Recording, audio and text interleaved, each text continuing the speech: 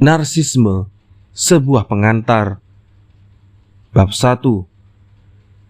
Istilah narsisme berasal dari deskripsi klinis dan telah dipilih oleh Paul Nagel pada tahun 1899 untuk menunjukkan sikap seseorang yang memperlakukan tubuhnya sendiri sebagaimana memperlakukan tubuh objek seksualnya, yaitu seseorang yang memperhatikan tubuhnya, atau dengan kata lain, mengusap dan membelainya hingga memperoleh kepuasan sepenuhnya melalui aktivitas ini.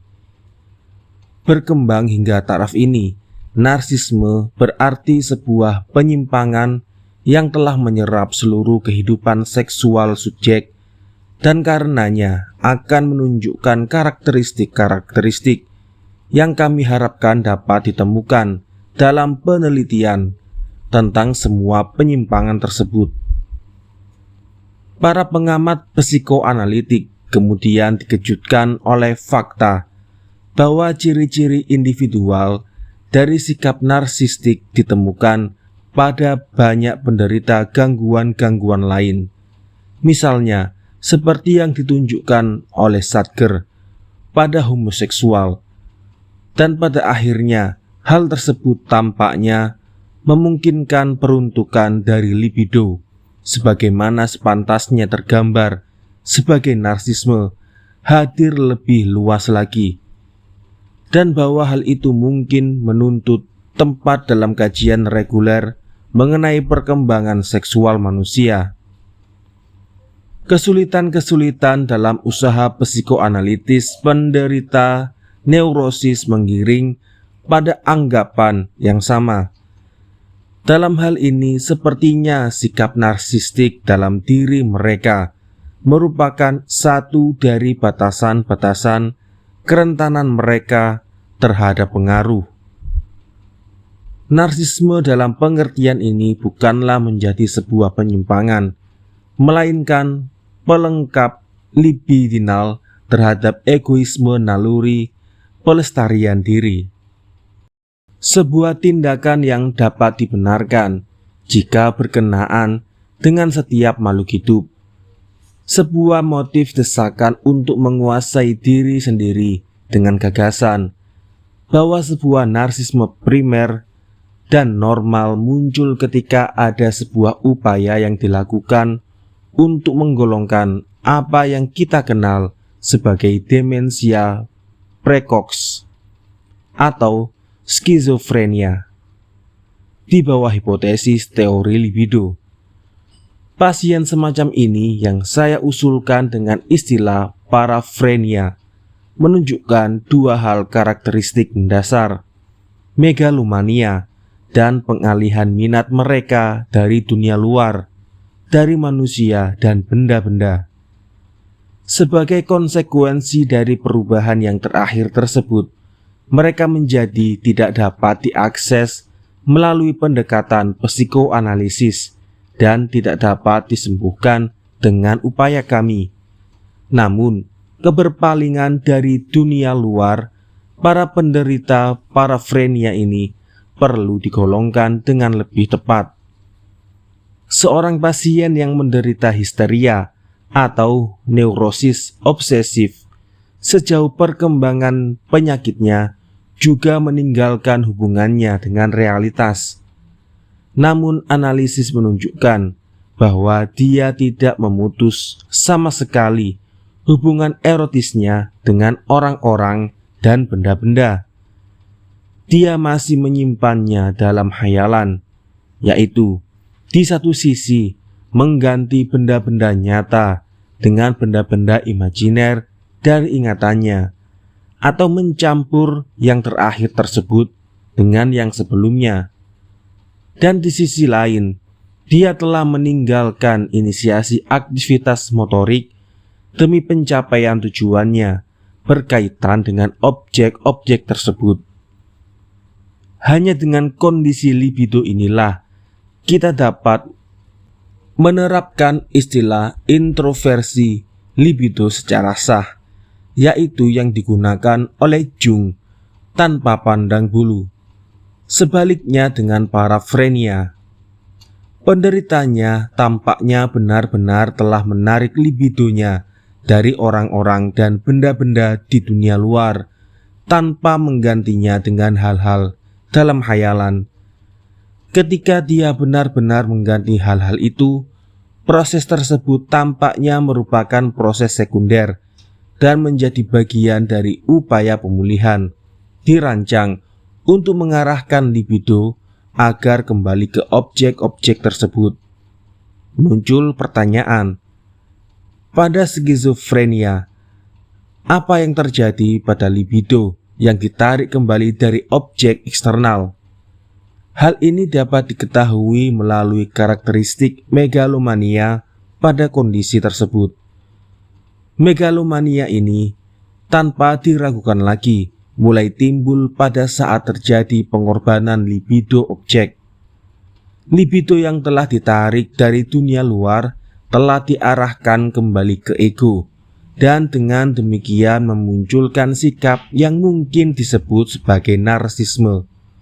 Namun, megalomania itu sendiri bukanlah ciptaan baru. Sebaliknya, seperti yang kita ketahui, merupakan sebuah pembesar-besaran dan manifestasi lebih jelas dari kondisi yang sudah ada sebelumnya. Hal ini menuntun kita untuk memandang narsisme yang muncul sebagai penggambaran kataksis objek sebagai jenis sekunder, merupakan narsisme primer yang dikaburkan oleh sejumlah pengaruh yang berbeda.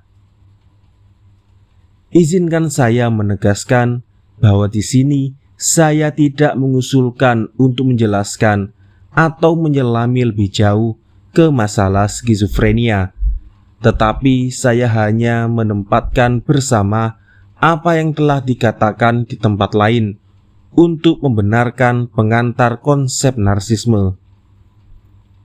Perluasan teori libido ini, menurut pendapat saya, merupakan sebuah teori yang sah, menerima dukungan dari kuartal ketiga, yaitu dari pengamatan dan pandangan kami tentang kehidupan mental anak-anak dan masyarakat primitif.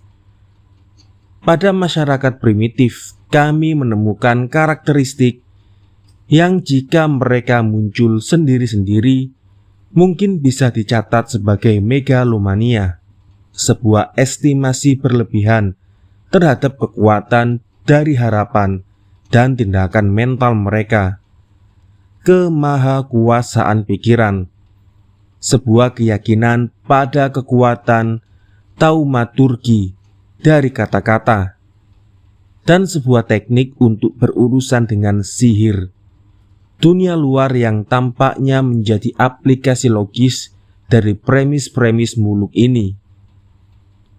Pada anak-anak masa kini yang perkembangannya jauh lebih tidak jelas bagi kita, kami berharap menemukan sikap analog yang persis sama terhadap dunia eksternal. Oleh karena itu, kami membentuk gagasan bahwa ada kateksis libidinal asli dari ego, yang kemudian beberapa dilepaskan ke objek-objek, kecuali yang secara fundamental tetap bertahan dan berhubungan dengan kateksis objek, seperti tubuh amuba yang berhubungan dengan kaki semu atau pseudopodia yang dijulurkannya.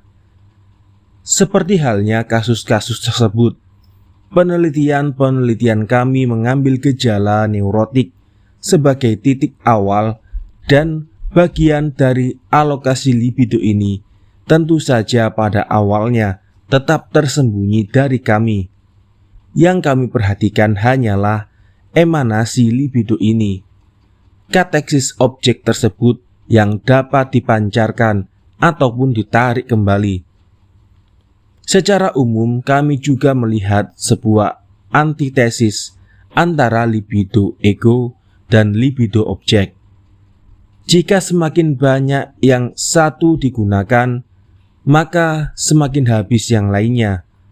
fase perkembangan tertinggi di mana libido objek berkuasa, terlihat pada keadaan jatuh cinta, ketika subjek tampaknya mengorbankan kepribadiannya sendiri untuk mendukung kateksis objek, sedangkan kita mendapati kondisi sebaliknya pada fantasi paranoid atau persepsi diri tentang akhir dunia. Jadi, sehubungan dengan diferensiasi energi-energi psikis, kami menuju pada kesimpulan bahwa pada awalnya, selama dalam keadaan narsisme, energi-energi tersebut hadir bersamaan, dan analisis kami terlalu sederhana untuk membedakannya. Energi-energi tersebut baru dapat dibedakan ketika telah hadir kateksis objek yang memungkinkan untuk membedakan energi seksual, yaitu libido, dari energi insting ego. Sebelum melangkah lebih jauh, saya harus menyinggung dua pertanyaan yang menuntun kita ke inti dari kesulitan-kesulitan subjek kita. Yang pertama, apa hubungannya antara narsisme yang sekarang kita bicarakan dengan autoerotisme yang telah kita gambarkan sebagai kondisi awal dari libido? Yang kedua, jika kita membedakan kateksis primer libido kepada ego, mengapa ada keharusan untuk membedakan lebih jauh antara libido seksual dengan energi non-seksual dari insting ego? Bukankah membuat postulat satu jenis energi psikis akan menyelamatkan kita dari semua kesulitan dalam membedakan energi antara insting ego dengan libido ego, dan antara libido ego dengan libido objek?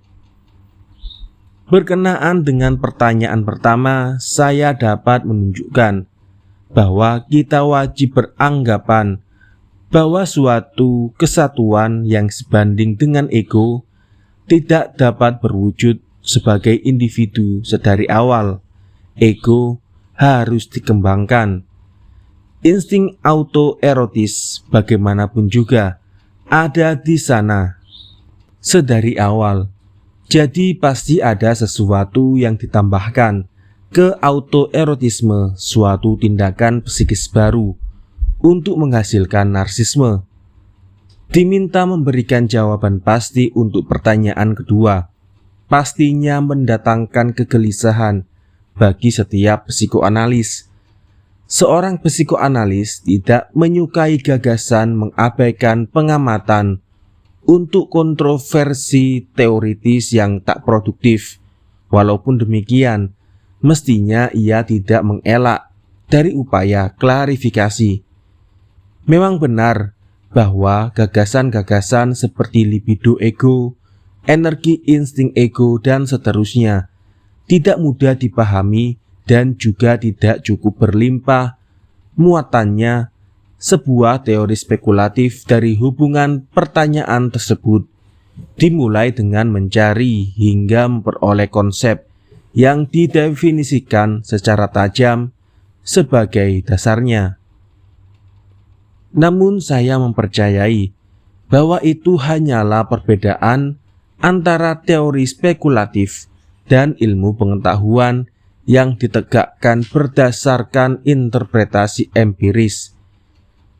Ilmu pengetahuan tidak akan iri terhadap teori spekulatif atas keistimewaannya dalam memiliki fondasi yang sepele dan tidak dapat disangkal secara logis, tetapi dengan senang hati akan memuaskan dirinya sendiri dengan konsep-konsep dasar yang samar dan hampir tidak bisa dibayangkan, dengan harapan dapat memahami lebih jelas dalam perjalanan perkembangannya, atau bahkan siap menggantinya dengan yang lain.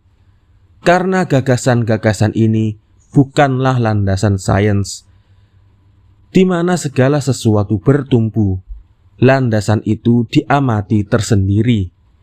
Gagasan-gagasan itu bukanlah dasar, tetapi puncak keseluruhan struktur dan dapat diganti atau dibuang tanpa merusak struktur. Hal yang sama terjadi saat ini dalam ilmu fisika. Gagasan-gagasan dasar tentang materi, pusat gaya, daya tarik, dan lain sebagainya hampir tidak pernah diperdebatkan dibandingkan dengan gagasan-gagasan yang terkait dalam psikoanalisis. Nilai konsep libido ego dan libido objek terletak pada kenyataan bahwa keduanya berasal dari kajian tentang karakteristik-karakteristik mendalam pada proses neurotik dan psikotik. Diferensiasi libido menjadi jenis yang sesuai dengan ego dan yang melekat pada objek adalah akibat wajar yang tidak bisa dihindari lagi terhadap hipotesis asli yang dibedakan antara insting seksual dan insting ego. Bagaimanapun juga, analisis neurosis transferensi murni, histeria, dan neurosis obsesif mendorong saya untuk membuat perbedaan ini. Dan saya hanya tahu bahwa semua upaya untuk memperhitungkan fenomena ini dengan cara lain telah sepenuhnya gagal. Dengan tidak adanya teori insting yang membantu kami dalam menemukan hubungan, kami diizinkan atau lebih tepatnya diwajibkan untuk mulai dengan mengerjakan beberapa hipotesis hingga mencapai kesimpulan logis, sampai hipotesis itu dipatahkan atau dikonfirmasikan. Ada berbagai poin yang mendukung hipotesis bahwa sejak pertama telah ada pemisahan antara insting seksual dan insting ego. Di samping kegunaan hipotesis seperti itu dalam analisis transferensi neurosis, saya akui bahwa pertimbangan terakhir ini saja tidak akan cukup menjelaskan. Oleh karena itu, mungkin timbul pertanyaan tentang energi psikis biasa yang hanya menjadi libido melalui tindakan kateksis objek. Namun, pertama-tama, pembedaan yang dibuat dalam konsep ini menyerupai pembedaan umum dan populer antara kelaparan dan cinta. Pada cinta, ada pertimbangan biologis yang mendukungnya. Sesungguhnya, individu menjalankan eksistensi ganda. Satu, untuk menjalani tujuannya sendiri, dan yang lain sebagai penghubung dalam rantai yang ia jalani melawan kehendaknya sendiri, atau setidaknya tanpa ia sadari. Individu sendiri menganggap seksualitas sebagai satu dari kebutuhannya sendiri, sedangkan dari sudut pandang yang lain, seksualitas adalah pelengkap plasma nutfahnya yang saat pengeluarannya ia menempatkan energinya dengan imbalan bonus kesenangan. Ia adalah kendaraan fana dari sebuah mungkin substansi abadi, seperti pewaris dari properti keluarga yang tidak dapat dijual, hanya sebagai pemegang properti sementara yang mempertahankannya. Pemisahan insting seksual dari insting ego secara sederhana akan mencerminkan fungsi ganda individu ini. Yang ketiga, kami harus mengingatkan kembali bahwa semua ide sementara kami dalam psikologi mungkin suatu hari nanti akan didasarkan pada substruktur organik. Hal yang membuatnya mungkin adalah zat khusus dan proses kimia yang melakukan operasi seksualitas dan memberikan kelangsungan kehidupan individu hingga kelangsungan spesies. Kami memperhitungkan probabilitas ini untuk mengganti substansi kimia khusus dengan daya psikis khusus.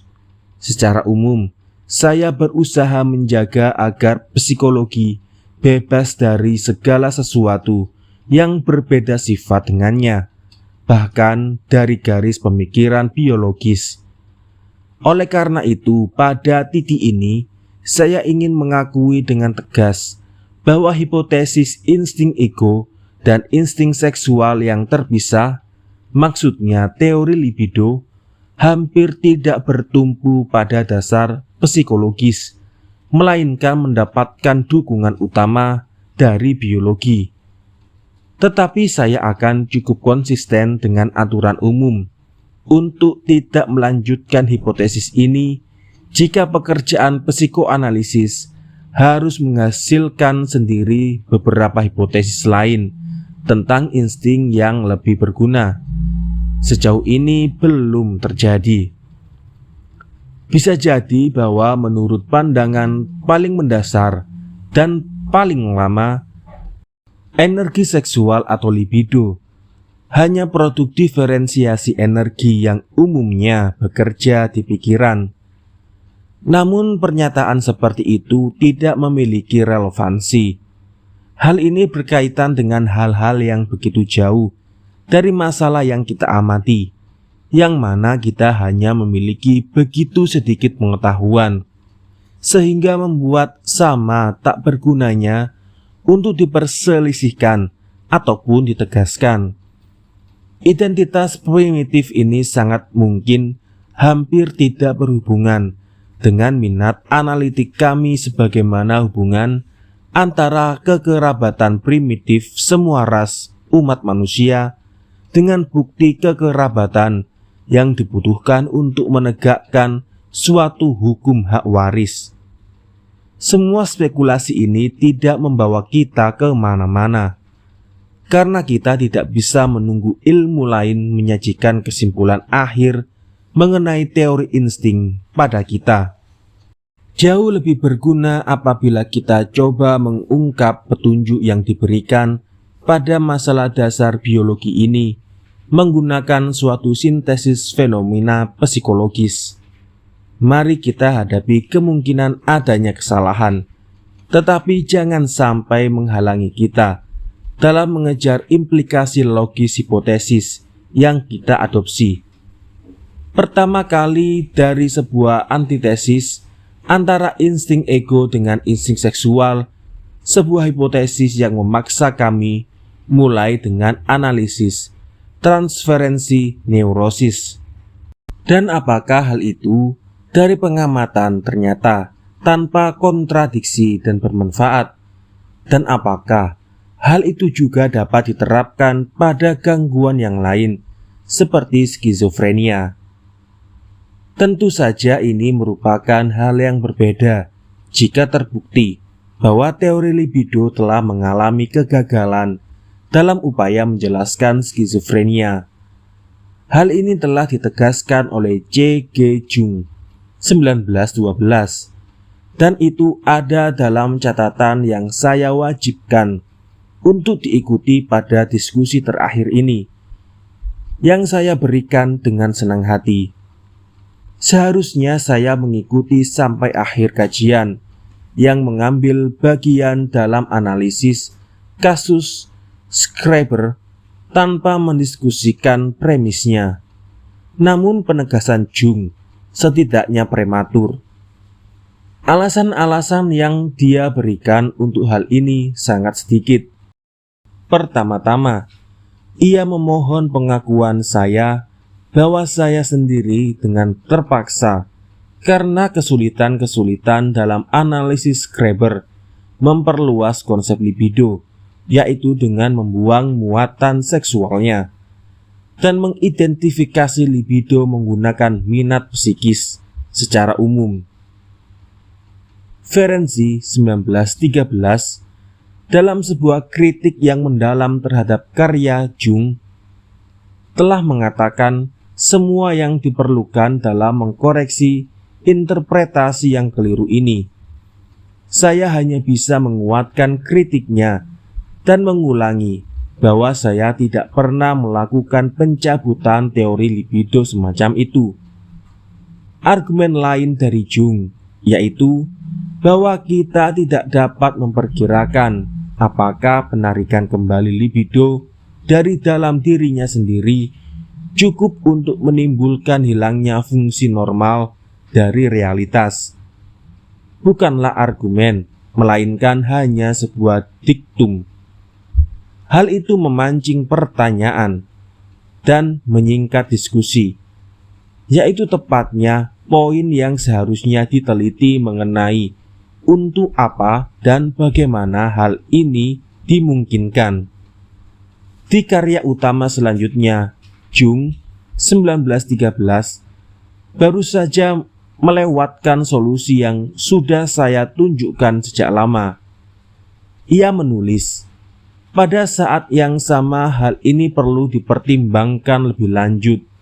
Satu poin yang secara kebetulan Freud merujuk pada karyanya mengenai kasus Kreber 1911, bahwa introversi dari libido seksualis mengarah ke kateksis dari ego.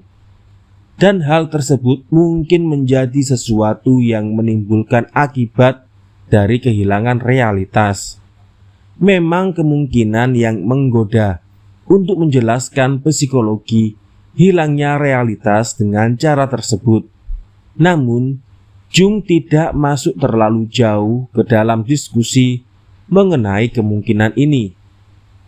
Di beberapa baris setelahnya, ia menolaknya dengan komentar bahwa faktor yang menentukan ini akan menghasilkan psikologi seorang pertapa yang taat, bukan sebuah demensia precox. Analogi yang tepat ini hanya sedikit membantu kita dalam memutuskan pertanyaan yang mungkin dapat dipelajari dari pertimbangan bahwa jenis pertapa semacam ini mencoba untuk memberantas setiap jejak minat seksual, tetapi hanya seksual dalam artian populer, tanpa perlu menunjukkan alokasi patogenik dari libido. Ia mungkin telah mengalihkan minat seksualnya dari manusia sepenuhnya, dan mungkin telah menyublimasikan ke minat yang tinggi perihal ketuhanan, alam, atau dunia binatang tanpa libidonya mengalami introversi ke fantasinya atau pengembalian ke egonya. Analogi ini tampaknya mengesampingkan kemungkinan sebelumnya mengenai pembedaan antara minat yang memancar dari sumber erotis dan dari yang lainnya. Lebih lanjut lagi, mari kita ingat penelitian di mazhab Swiss yang menjelaskan dua ciri dalam gambaran demensia precox.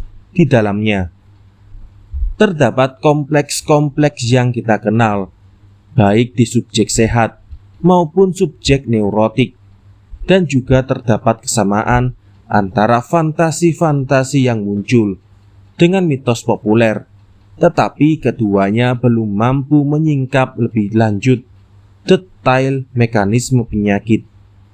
Sebagai tambahan lagi, kami mungkin menolak penegasan Jung tersebut bahwa teori libido telah mengalami kegagalan dalam upaya untuk menjelaskan demensia precox, dan oleh karenanya hal itu juga tidak digunakan pada neurosis yang lain.